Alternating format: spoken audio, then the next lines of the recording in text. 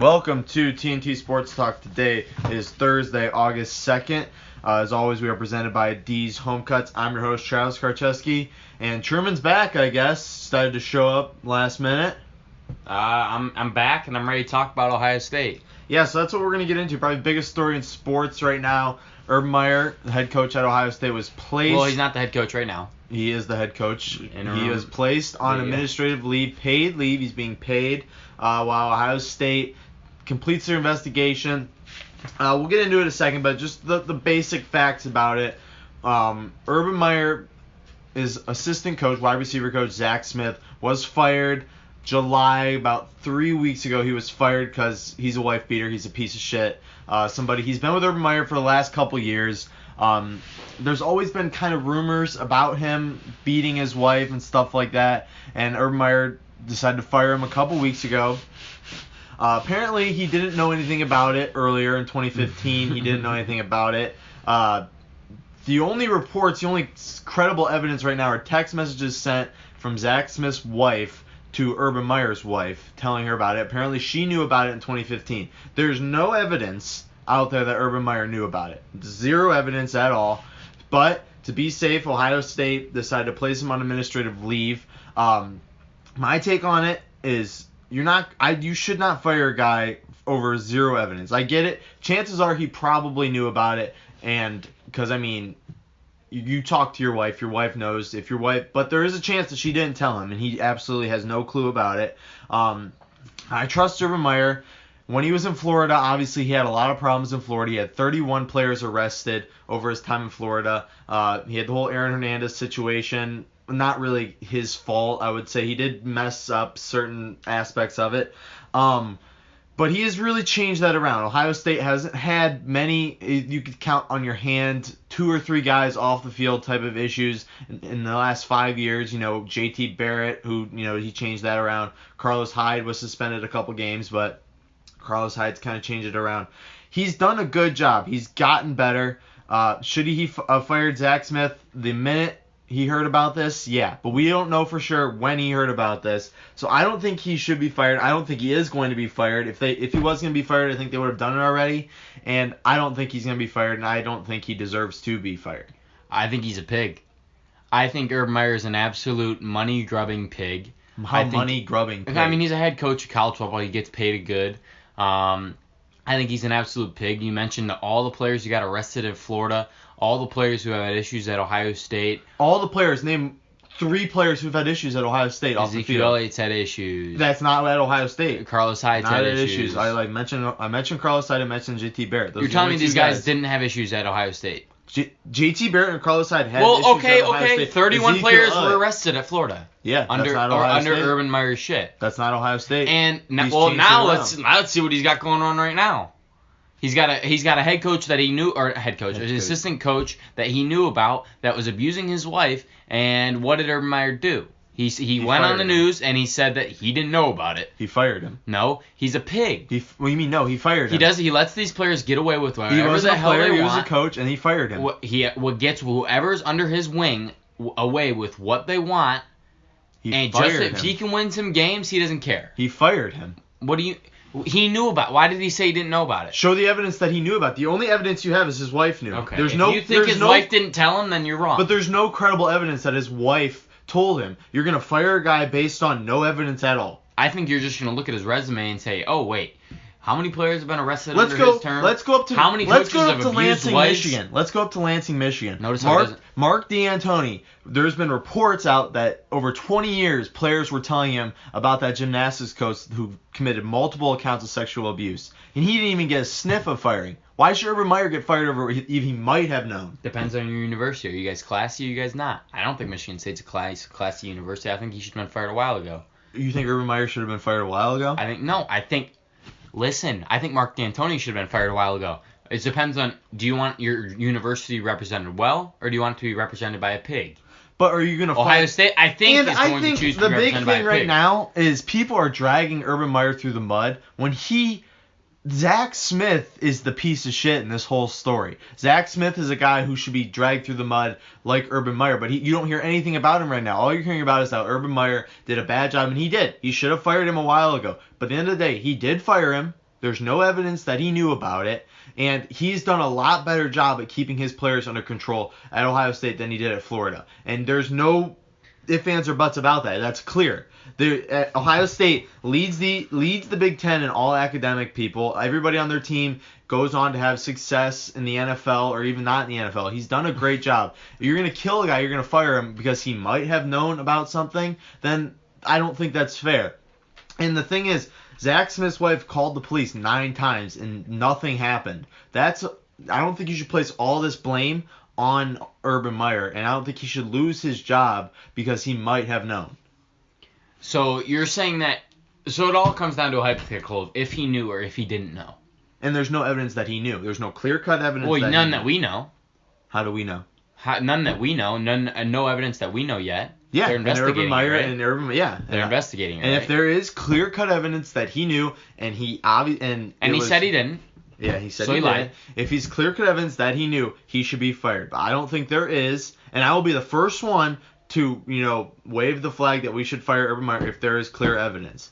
Obviously, you do not support any of this. It should not be supported at any level of any sports, any sort of crime that you just let go. But right now, Urban Meyer should not be fired. I don't think they should have placed him on leave. Based on what you know. I think if they would have just let it go and kind of just let it not place him on administrative leave, this story would not be that big of a deal.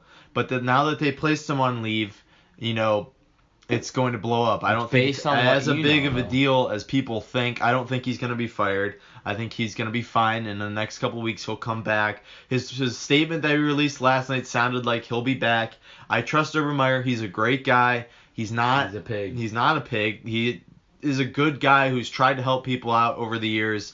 And they've backstabbed him and made him look like a pig.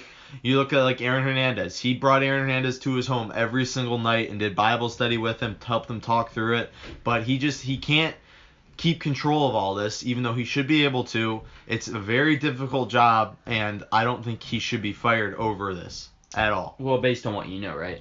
Based on what I know. Okay, because I think there's going to be more that comes out because I think he did know.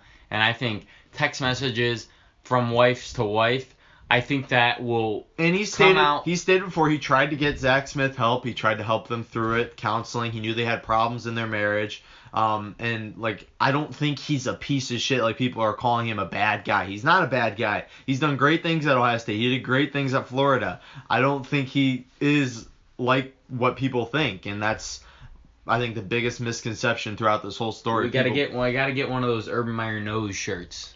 Yeah. That's classic. I love that. I think those are sold out now. How does that have anything to do with the story? It's a shirt that says Urban Meyer knows, which he does. He knows about Zach Smith abusing his wife. Abusing his wife. He abused her. We don't know for sure if he knew or not. I don't think he should be fired. Based on what you know. Over any of this, and this is under investigation in Ohio State, and this will be the second investigation in under 10 years. Yeah, on Ohio State with the NCAA. The first investigation was a complete classic thing. Well, I mean, you're just butthurt because Ohio State kills you every single year, and you can't. No investigations up in Madison. Yeah, because you guys don't have good. The NCAA should just live down in Columbus because they got to investigate something every other 5 years. Every year, big football team, something happens. You're gonna have cracks in the system. But Urban Meyer is a great guy. We go out to him. We hope this thing gets resolved. We'll talk about another one in 2022. We hope this thing gets resolved, and we hope he's back coaching on the sidelines in the fall, which I think he will be. And in the meantime, Ryan Day is serving as interim head coach. I have complete trust in him. Complete trust in Shiano. What's he do? He was the quarterback coach, old coach at Indiana. I trust him. What did Indiana win? Yeah, I trust him. They beat you. I trust him. No, they didn't. When's the last time Indiana beat us? I trust all those guys there to figure this out. Ohio State's still going to have a great year, even if Urban Meyer leaves. They have a lot of talent, and I don't think Urban Meyer's going to make or break that right now. Although I really wish he's okay and that they figure this out. But we're going to move now to the NFL. We're going to stick with our reviews. We got the Saints and the 49ers today. We're going to wrap this up next week, finishing off that NFC West. We're going to do the Saints today. 11-5 last year. A team that 2 years ago everyone was calling for them, screaming for them to rebuild. They decided not to, and they kept Peyton, they kept Breeze, and they had two of the best drafts in the last couple of years, picking up tons of talent. Michael Thomas, Alvin Kamara, Ryan, I can't pronounce his last name, the Wisconsin tackle. Ramczyk. Marshawn Lattimore, Marcus Williams. A lot of talent, which has really helped this team grow. 11-5. Offseason has not been great. They added a little bit of talent. They added Terrence West. They added Cameron Meredith, Demario Davis, Kurt Coleman. All four veteran guys who can contribute. But the biggest loss this year, they didn't lose a lot of talent. They lost Mark Ingram for the first 4 games. That's going to hurt. I don't think Terrence West is going to be able to fill a Mark Ingram-sized gap. But they had a decent draft. They traded away their first-round pick next year to the Packers so they could pick Davenport, who's a pretty raw pass rusher. And if he could be, pretty solid there, they have Cam Jordan, who's one of the best pass rushers in the NFL. This team, I see them being a little bit better than 11-5, taking over that South division because I think they have the best talent, most talent in that division. Yeah, I think they're right there with the Falcons, and the Panthers are a good team, and the Buccaneers are scrappy. I think this is a good team, very good division. But I think the Saints, like you said, they're my favorite in this division. Drew Brees, in my opinion, is right behind Aaron Rodgers and Tom Brady, not that far. I think he's one of the best quarterbacks in league history. I think he gets better with years, it seems like. He throws for almost 5,000 yards every single season. It's nuts. I love Drew Brees. I think the Saints can I think he can put the Saints on his shoulder, but now he's got some talent. I like Michael Thomas. I like Alvin Kamara. Who's that corner from Ohio? Lattimore. That rookie class from 2 years ago is turning out to be one of the best in a while from any team, and the Saints are really feeling that. I think 11-5 and 12-4 is realistic for them this season. 12-4. I would say they stay at 11-5. They didn't get better, but they didn't get worse, and I think Drew Brees can carry this team, and they will definitely be contenders for the Super Bowl. The Saints are probably my second favorite team in the league, I would say, although I'm hoping for them to lose this year because we want that first-round draft pick for the Packers to be high. But this team has talent. I don't think Mark Ingram is going to hurt that much. I think it's going to hurt. I think they'll lose maybe 2 out of the 4 first couple games here, but then they'll take off, and I think 12-4 is a solid record. Next team we're going to do is the 49ers. They're going to start with that AFC West, finish it out next week. NFC West. 6-10 last year, but they did win the last 5 games. They're on a 5-game winning streak right now. One of the hottest teams in the league at the end of the year last year, and that's all due to trading for Jimmy Garoppolo, which was a great move by the 49ers. He really came in there and provided some stability at quarterback, and I think he's going to be the guy there for a long time. They added Jarrett McKinnon. He's going to be that feature back now that they lost Carlos Hyde. I think McKinnon's a great addition. I think he's somebody who's been looking to be that featured back somewhere for a long time, and now he has a shot, and I think he's going to take off. They added Richard Sherman, who, obviously is training camp, but a couple of videos in training camp show him getting beat pretty badly because that Achilles injury scares me. I don't think he's that same Richard Sherman, that we saw a couple years ago. But obviously some veteran, presence there is going to help all those young guys grow. They took Dante Pettis in the draft. I really liked him out of Washington. They took Mike McGlinchey in the first round because they need to stabilize that offensive line. But this team has talent. They really need Solomon Thomas, the first-round draft pick a couple years ago. They need him to step up. He didn't have a great year last year, but they got some good weapons with Pierre Garçon and Marquise Goodwin, who I really like. And Jimmy Garoppolo, I think, is one of the best young quarterbacks in the NFL. Yeah, I'm not too high on Jimmy Garoppolo as some people are. I think he's going to be a very good quarterback. I think, like you said, I think he's going to be the 49ers quarterback for a long time. But let's slow our roll a little bit. And they won 5 straight. They did win 5 straight. He's a winner. He comes from New England. He won some games. But you look at the touchdown-interception ratio, it wasn't that great. His completion percentage wasn't that great. But, he did win games, and you got to give him credit. But I think people are going to start to figure him out a little bit. Defense coordinators evolved. They evolved to Jimmy G. They'll do the same. And I think they'll lose some games. I think they'll go through some growing pains this year. But I think they'll be a very decent team. Like I said with a lot of teams, not a team you want to play. You don't want to see the 49ers. But I think they're a very beatable team still. But they did add some weapons. I think McKinnon is a good running back. I don't think as high on him as some people were, because he didn't come into form in Minnesota. But he'll be good with the 49ers. I like some of the receivers they have. They have a pretty decent defense. I don't think Richard Sherman's going to be what people think he's going to be. And I think 7-9 is going to be my 49ers record. I have 8-8. I think right there, 500. I think they'll be better than last year, obviously. And I could see them being a surprise playoff team, but we'll see.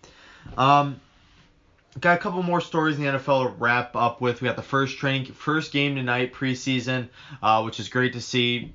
I think this is the first week of football for a long time now. We're gonna have football games on every single week, which is great.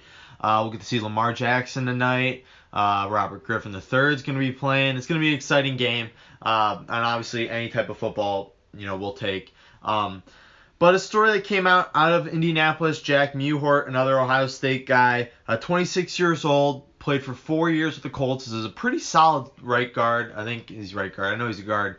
But he's going to retire, I guess, 4 years in. This is obviously due to, injuries, concussion issues. He doesn't want to be dealing with that down the road. You're going to see more and more of this as these start to pop up. Josh Perry, linebacker from Ohio State a couple years ago, he retired. He was about 6 years in, I think, into his career.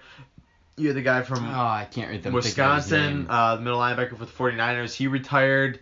You just see more and more of this coming out, and I think you're going to see more as it goes. Guys just kind of make their money, get enough to survive for their, maybe a couple years, not the rest of their lives. But and then they just kind of retire because they don't want to deal with this, CTE, these injuries. It's scary. It's very scary, people dealing with this type of stuff. And you're going to see a lot more of this. And, that sucks for the Colts. He was a really good, solid offensive line piece, and now they're left kind of reeling. I don't know what happened in training camp if he got hurt. I didn't do much research on this.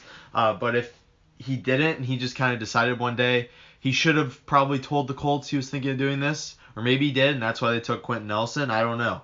But, like I said, you're going to see a lot more of this, and it's unfortunate, but I understand. It sucks for the Colts, though, because before Quentin Nelson, their offensive line was obviously horrible, and Jack Mewhort was actually one of their decent, better offensive linemen.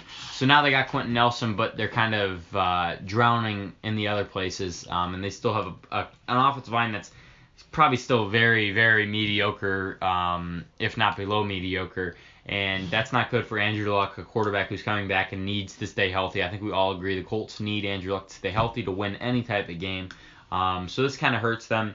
But, it's sad to say, sad to see, and that's about it. Another injury news, Jordan Matthews released by the Patriots after injuring his hamstring. It's unfortunate. I guess he was having a pretty good camp.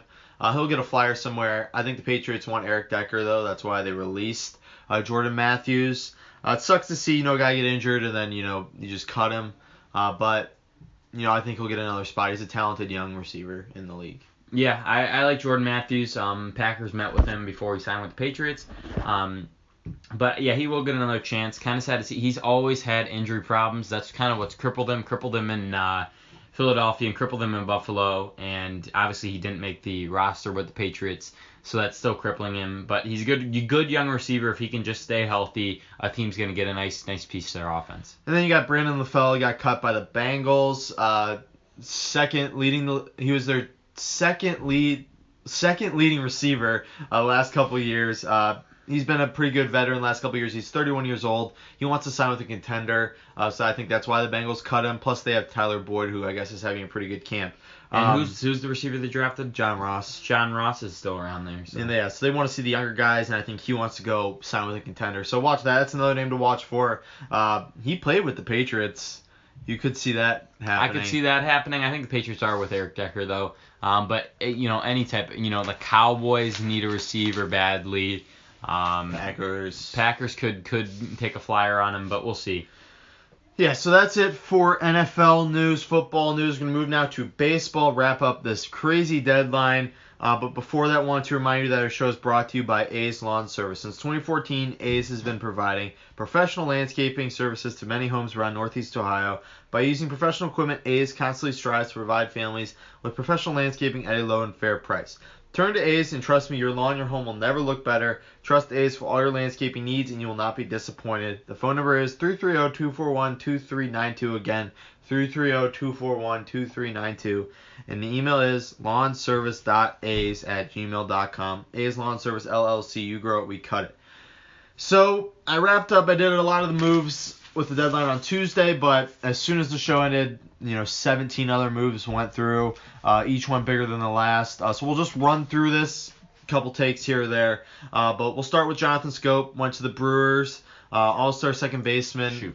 Shoop. Whatever. To the Brewers. All-star second baseman for the Orioles. Last couple years. Good move for the Brewers. He's going to be moved to shortstop, right? Yeah, it's going to be kind of it's going to be switching off. They can, if for defense purposes, if we're up, they might move Arcia back in and move Shoop over to second and take out Travis Shaw. But I think the main lineup to start games out will be Travis Shaw at second, Jonathan Shoop at short, and Moose at third. I like the move. You're sacrificing defense for offense, which I'm okay with. But, if they do get a lead, we do have a Gold Glove shortstop in Orlando Arcia, but he just doesn't have the offense yet. So it should be nice to see these veterans play in front of him. And I'm so excited to see him. Shoop was, like you said, he was an all-star shortstop or second baseman for the Orioles. And our infield looked like one of the worst at the beginning of the year, but now it looks pretty impactful.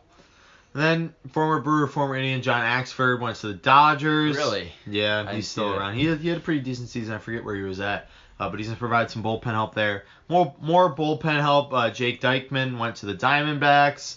Brad Ziegler went to the Diamondbacks. They're looking for some help there.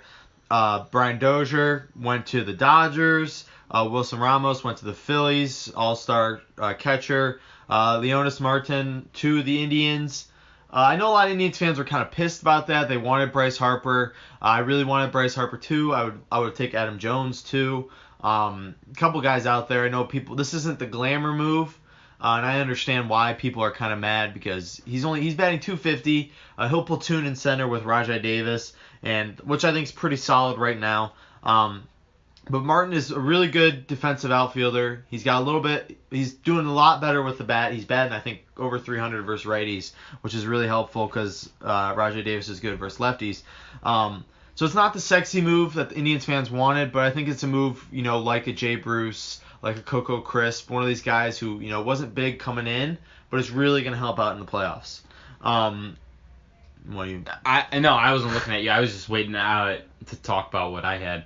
But I thought a horrible team during this deadline was the Blue Jays.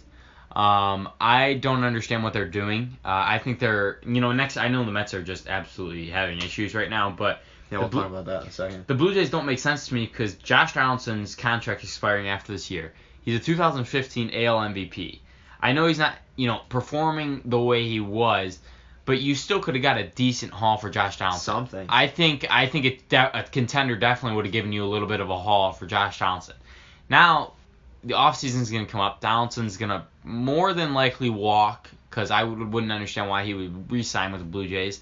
I think he's going to walk, take a decent contract with a contender, and the Blue Jays are going to be stuck not getting anything for the 2015 AL MVP.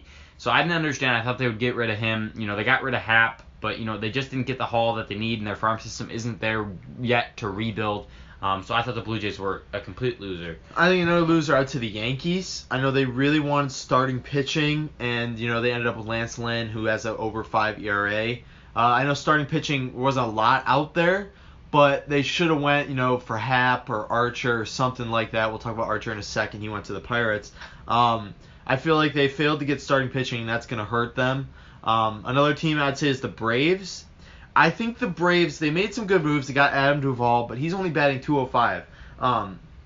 The Braves have a really good young core, and they traded away Preston Tucker and Matt Weisler for Adam Duvall. Preston Tucker is a young outfielder he's batting .260 right now, and he has 4 home runs, not a lot of power, but I think he's a guy who could turn into a better outfielder than Adam Duvall. I think you're kind of putting all your chips in one basket. This team isn't ready to compete this year. They're going to go to the playoffs. I don't think they're going to do much damage in the playoffs. And to get rid of a guy like that and then, a couple good young starting pitchers, it doesn't make sense to me. But obviously you want to contend, but I just don't think they're ready to, and I don't think you should have blown all your chips on these guys like Adam Duvall, who is a good outfielder. He's just not the type of franchise-changing player that I think they need if they really want to contend this year. Yeah, another one I think is funny is the Cardinals. I love how the Cardinals are starting to sell because people thought they were going to win the NL Central, and now they became sellers at the deadline. So I love that. I'm going to call them a loser just because it's, they were supposed to win a lot of games, and now they're starting to fall apart. Some winners for me, I got two kind of crazy ones. I think the Orioles. I know they traded away a lot of talent, but they got rid of a lot of players, and they got a lot back in return. We're not going to go through who they got, but there's a lot of top prospects, a lot of international money now that they have to spend, which they had none of.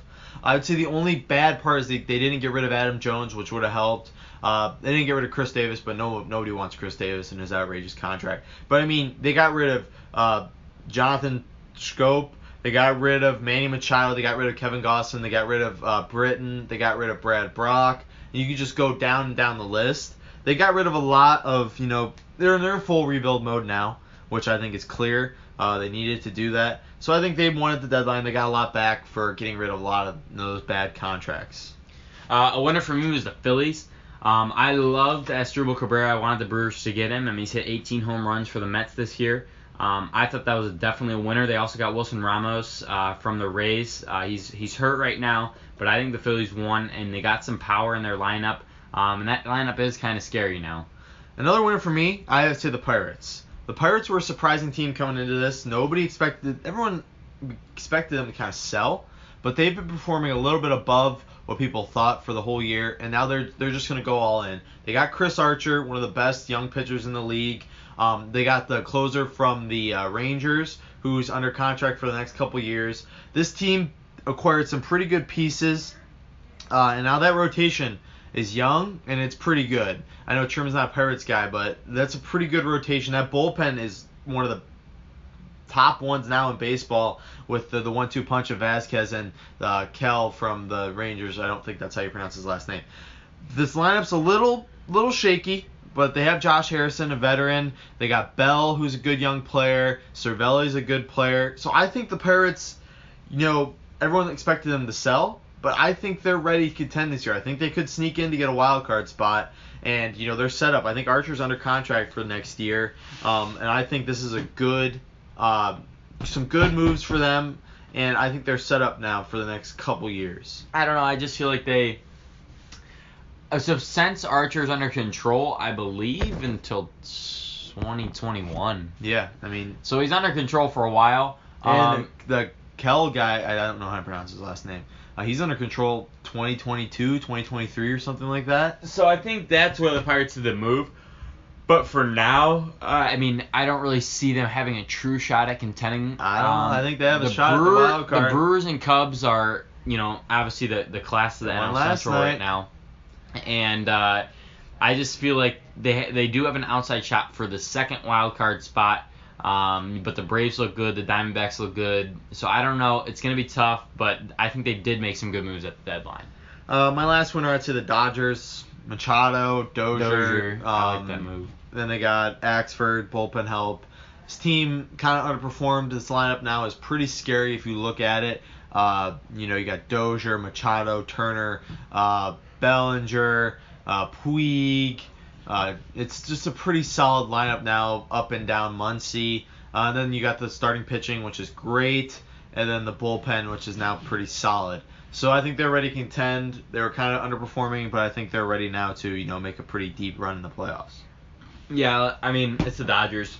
At the beginning of the season when they were struggling, we all kind of saw it coming that they would all come up, and now they're a true contender for the World Series. Yeah. And then last story, we have the Mets, which we think should just do a weekly segment on the Mets because it's just a mess over there in New York. They lost 25-4 versus the Nationals. They had Jose Reyes pitching. This is a mess. This whole organization is a mess, top to bottom. I think Mickey Callaway is a solid manager. No, stop saying that. He doesn't have talent. Stop. He has no saying talent. That. He has no talent. He had talent at the beginning of the season. Who? Asdrubal Cabrera, Cespedes. Asdrubal Cabrera is your best hitter, then that's He's got a great starting rotation. DeGrom and Syndergaard. Yeah, I mean they have good pieces, but I mean he was given what? Adrian Gonzalez, old. Jose Reyes, old. Asdrubal Cabrera, old. This just hasn't had much. I don't know. Something's wrong. I don't understand how you can defend the manager just because he was an Indians I like Mickey guy. Callaway. I think he's a good manager. I don't think he's got much longer. He's not going to be fired after this year. I think the Mets ownership should be done. I think they should just completely rebuild, and they didn't do a good job at selling at the deadline. I don't know how you don't do a good job at selling. But this team is like, what, 3 years removed from the World Series? Yeah. It's just... And they haven't. They don't have the worst record in the league. I think the Orioles and the Royals are competing for that. But at least the Orioles played it smart. Like you said, the Royals played it smart as well. They got some pieces. I don't think the Mets got pieces. They still have not that good of a farm system. And you'd expect them. Why aren't they getting rid of DeGrom? Why aren't they getting rid of Syndergaard? Why aren't they getting rid of some of these players? And it doesn't make sense to me, and I think the Mets are in big trouble for the future. I like that they kept DeGrom. DeGrom's, I think, is a franchise-changing player. And in a couple years, they're going to start to slowly put this thing back together. It's going to be a lot easier with guys like Syndergaard. It's going to take a little bit more in a couple years. But it's going to help a lot more if you have a guy like Syndergaard and a guy like DeGrom. But they got to stay healthy. That's the biggest problem, I think. That's why the Mets collapsed. This starting rotation has just not been healthy. I mean, they had guys like Wheeler, Matz, Harvey, DeGrom and Syndergaard. That's 5 good names right there, and they just can't stay healthy. And Harvey's got issues, but he's put it back together in Cincinnati. But that's it for baseball. We're going to do now what would have happened. We got to move a little bit quickly because we got a lot of questions sent in by the viewers. What would have happened if the Patriots didn't draft Tom Brady? We're going to go through this kind of quick. I know we could dive deep into this. This was a franchise-changing, NFL-changing move that the Patriots made, and it's obviously been quite successful for them, taking Tom Brady in the 6th round. But what would have happened if they didn't do that? I don't think Tom Brady, let's say he would have been picked by the Bengals, some weird team. I don't think he'd be Tom Brady that he is today. No, he wouldn't. You're right. And I don't think Belichick would be Belichick. I think Belichick would be Belichick. I think the Patriots would have picked up someone else, another quarterback. I think Bledsoe would have won them a Super Bowl. And they wouldn't have 5. They wouldn't have 5, but I think they'd have, a couple here or there. But I think Brady just meshed really well with Belichick's system. That's why they won 5. And I don't think Brady would be the GOAT, which he's not. But that some people say I think he'd be is. A decent starter. I don't think he would. I think he'd be a decent backup. You don't think he would be starting at all? No. I honestly, I am so hardcore set that Brady would not be anything close to who he is without Belichick and the Patriots. Look at his body. Look at the way he looks. He just doesn't look like the type of guy that would be winning 5 Super Bowls. Yeah, I think, like I said, I don't think Belichick would be Belichick without Brady, and I don't think Brady would be Brady without Belichick. Belichick's a good coach, had a good system, but I think Tom Brady, like you said, fit that system perfectly. It would have taken a couple years for them to put it together, I think. And I don't think Tom Brady would be anything without Belichick. But you never know. We could dive into this really deep, how this would have impacted everybody. But the NFL landscape would have been a lot different than what it is today if Belichick never took Brady in the 6th round in 2000. And you think he probably didn't think anything of it? Like he probably just picked Brady. Oh, I could get this quarterback in here, see what he can do. If Belichick knew Brady was going to be Brady, he would have picked him a lot earlier than the 6th round. But that's it for that. We're going to move now to question and answers. Got a couple questions sent in, but before that, I want to remind you that our show is brought to you by D's Home Cuts. D's Home Cuts is the best place around Northeast Ohio for a great haircut at a low price. For only $7, D's Home Cuts will provide you with a modern haircut and styling. Every time you go into the shop, you're going to get a professional, solid haircut. The cuts get better every single time because D's is always upgrading his equipment so he can give you the best haircut possible. You can find D's Home Cuts on Twitter at Dom's Home Cuts or Instagram where you can set up an appointment really easily. And trust me, you will not be disappointed. D's Home Cuts, professional haircuts at a low price. So we got a couple questions sent in. Jake Ryan, Packers starting middle linebacker from Michigan. Solid young player. Blew out his knee. Torn ACL, out for the year. People are asking us, what's our thoughts on that? It's a huge blow for the Packers because they drafted Oren Burks, who's a safety linebacker hybrid, more of a linebacking type. And I don't think they expected him to step up this soon, but he's going to have to. And I think he can. I think he's athletic enough to be a good coverage linebacker. He's not going to, stuff the run like Blake Martinez does, but he is a good pass coverage linebacker. Should Gutenkreis go out there and get a veteran? Yeah, I think so. There's some pretty solid names out there. Cushing, Bowman, Carlos Dansby's out there. There's some solid names out there. But I know Gutenkreis wants to let the younger guys step up, which I think is a good move for right now. See what you got in the first couple preseason games, and then go out and get a linebacker. Yeah, I just don't understand. I mean, like, if you picked up Dansby, if you picked up Bowman, Cushing, what's that going to hurt? You pick up a veteran, and okay. Cushing's suspended the first couple games. I don't think Cushing's the way to go. I think Bowman and Dansby are the guys I like. But, like, what's the hurt? Okay, Oren Burks looks really, really good, so let's start Oren Burks. Oh, but, they still have Dansby and Bowman to at least quarterback the guys and coach them up. Dansby and Bowman? No, one or the other. But you have one or the other to help coach them up. So I think right now would be the best time to go out there and get a linebacker if I'm Gutenkreis. But, Oren Burks, like you said, he's an impressive player. I love the pick. He's more of a pass coverage linebacker. Jake Ryan, Oren Burks is definitely more athletic than Jake Ryan, but Jake Ryan's a great tackler. More of a linebacker. Oren Burks is more of a hybrid, but he will be better in the pass coverage, which we need. Tight ends always kill us, so I'm excited to see what he can do, but if I'm the Packers, I'm going out and getting a veteran just in case. I'm taking the week if I'm the Packers, and I'm seeing what the other younger guys can do. I know there's a couple undrafted guys who've had pretty good camps. Obviously, the loss of Joe Thomas to the Cowboys, I think that hurts a lot right now because he was the kind of guy who, if he stepped in for Jake Ryan, there really wasn't that much of a difference. I don't think Jake Ryan losing him is a killer to this team. I think Mike Pettine's a good enough coordinator. Now it's early enough that you lost him where he can kind of figure it out over the next couple weeks. So I think you see what you have in the younger guys, Oren Burks, and then you make a decision based on that. And you got a pretty good, solid middle linebacker with Blake Martinez to kind of cover up. You led the NFL in tackles last year. Yeah, so I mean, if you move, I don't want them to move Clay Matthews to the inside. I know he doesn't want to be, but I mean, that's always an option if things don't work out early in the season. They've done that before, but we'll see. Another question we got was Trevor Bauer. What are our thoughts with his Cy Young contention? We'll run through the numbers real quick before we talk about this. He's 6th in the entire MLB in ERA, not very far behind other guys. He's a 2.34 ERA. 3rd in the whole league with strikeouts, about 10 behind the leader Scherzer with 195. He's number 1 in the league in innings pitched. He's pitched 153.2 innings. So I'd start it into the year, beginning of the year. I said bold prediction: Trevor Bauer wins the Cy Young. He's right at the perfect spot to capture it. Chris Sale's probably the favorite in the AL. He's hurt. He's going to miss about 2 to 3 starts. That's going to help Trevor Bauer out a lot. I was made fun of for bold prediction that Trevor Bauer wins the Cy Young. I was made fun of. My name was dragged through the mud because I made that prediction. But I think it's the best prediction we've made so far in this entire show. He's been one of the best pitchers all year. He was an all-star. Wasn't even projected to be an all-star. He became an all-star. He's had a great year. He's in the Cy Young contention. And Truman's sweating over there a little bit, thinking that, this might be right.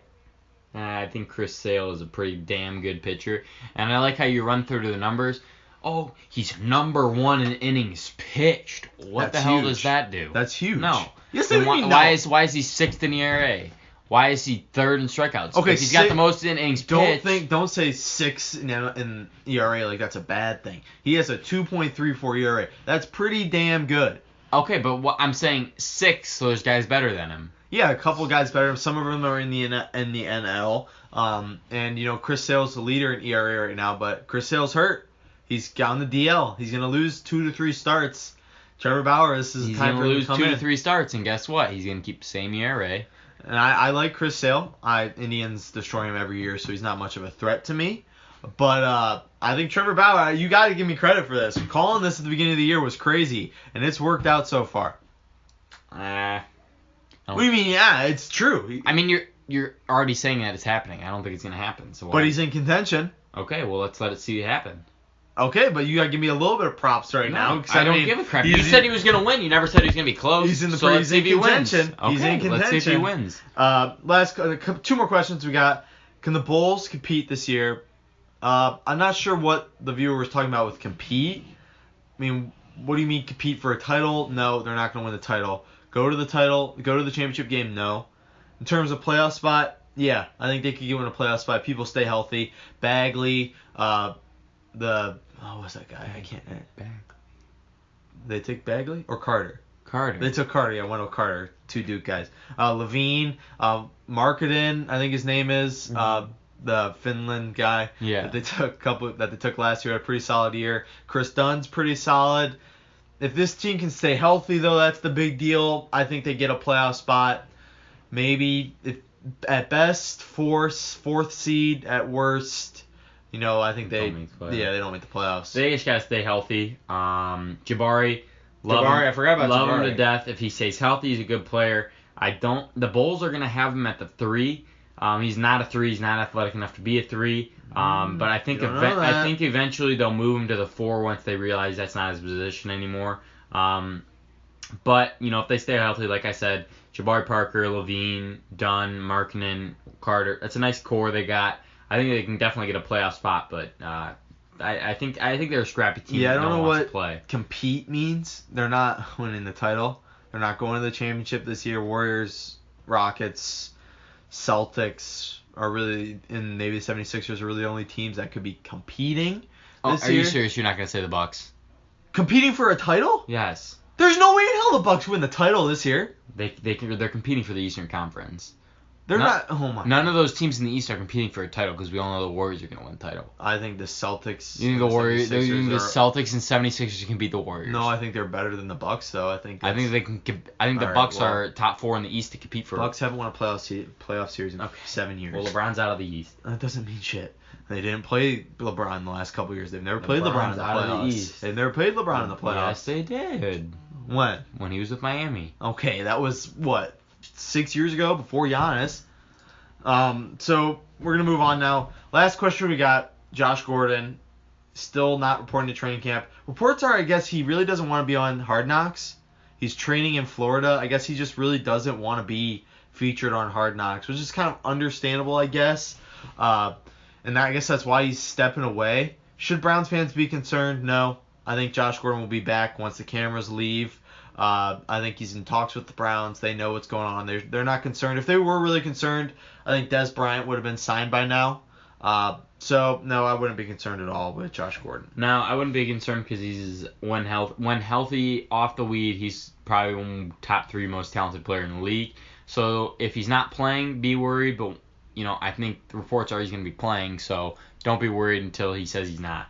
Yeah, no, I wouldn't be concerned. If we really was a big concern, Des Bryant would have been signed already. It's Thursday and there's no more talks about that. So I wouldn't be concerned. But that's it for our show today. Keep sending those questions in. I want to thank you to our sponsors, D's Home Cuts and A's Lawn Service. We ask that you go onto iTunes, give us 5 stars, rate, review, subscribe. Tune in on 12 Ounce tomorrow from 12 to 1. Listen to us on YouTube if you're an Android guy. Follow us on Twitter or Instagram at TNT Sports Talk 12. Send us your questions you want answered, your comments, if you want to be a guest, what we did good, what we did bad, what you want to see more, what you want to see less of. Anything could help. Have a great day. Tune in on Tuesday. We got a couple guests lined up for next week. We didn't have any guests on this week because we are going to Wisconsin tonight, so we didn't have time to really get a guy going on because we didn't know what time we're going to be out there. But we're going to be at Packers training camp.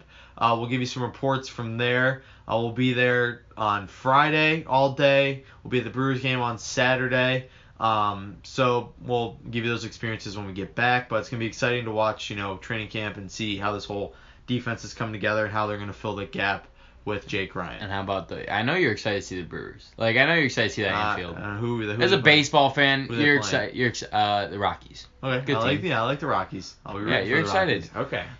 But that's it. Have a great day and tune in on Tuesday. Okay, go Packers.